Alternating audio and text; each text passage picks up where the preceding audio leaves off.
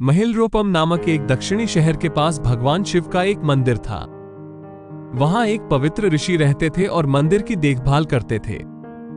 वे भिक्षा के लिए शहर में हर रोज जाते थे और भोजन के लिए शाम को वापस आते थे। वे अपनी आवश्यकता से अधिक एकत्र कर लेते थे और बाकी का बर्तन में डालकर गरीब मजदूरों में बांट देते थे, जो बदले में मंदिर की सफाई करते थे और उसे सजावट का काम किया करते थे। उसी आश्रम में एक चूहा भी अपने बिल में रहता था और हर रोज कटोरे में से कुछ न कुछ भोजन चुरा लेता था।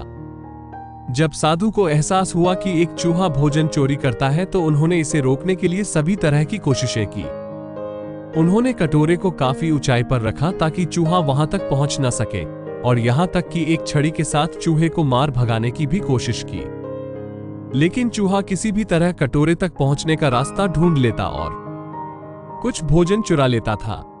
एक दिन एक भिक्षुक मंदिर की यात्रा करने के लिए आए थे, लेकिन साधु का ध्यान तो चूहे को डंडे से मारने में था और वे भिक्षुक से मिल भी नहीं पाए। इसे अपना अपमान समझ भिक्षुक क्रोधित होकर बोले, आपके आश्रम में फिर कभी नहीं आऊंगा, क्योंकि लगता है मुझसे बात करने के अलावा आपको अन्य काम ज्यादा महत्वपूर्ण लग रहा है।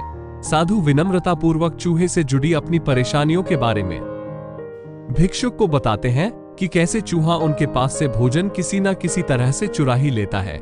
ये चूहा किसी भी बिल्ली या बंदर को हरा सकता है। अगर बात मेरे कटोरे तक पहुंचने की हो तो मैंने हर कोशिशें की है, लेकिन वो हर बार किसी न किसी तरीके से भोजन चुरा ही लेता है।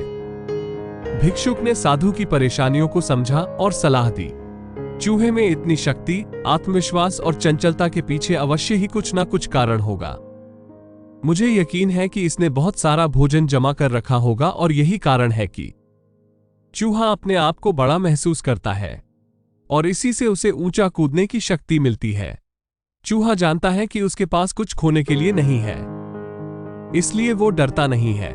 इस प्रकार साधु और भिक्षुक निष्कर्ष निकालते हैं कि अगर वे चूहे के बिल तक पहुंचने में सफल होते हैं तो वे चूहे के भोजन के भंडार तक पहुंचने में सक्षम हो जाएंगे।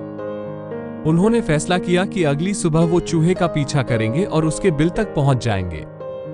अगली सुबह वो चूहे का पीछा करते हैं और उसके बिल के प्रवेश द्वार तक पहुंच जाते हैं। जब वो खुदाई शुरू करते हैं तो देखते हैं कि चूहे ने अनाज का एक विशाल भंडार बना रखा है। फौरन ही साधु ने सारा चुराया गया भोजन एकत्र करके मंदिर में लिवा ले जाते हैं। वापस आने पर अपना सारा अनाज गायब देख चूहा बहुत दुखी हुआ और उसे इस बात से गहरा झटका लगा और उसने सारा आत्मविश्वास खो दिया। अब चूहे के पास भोजन का भंडार नहीं था, फिर भी उसने फैसला किया कि वो फिर से रात को कटोरे से भोजन चुराएगा।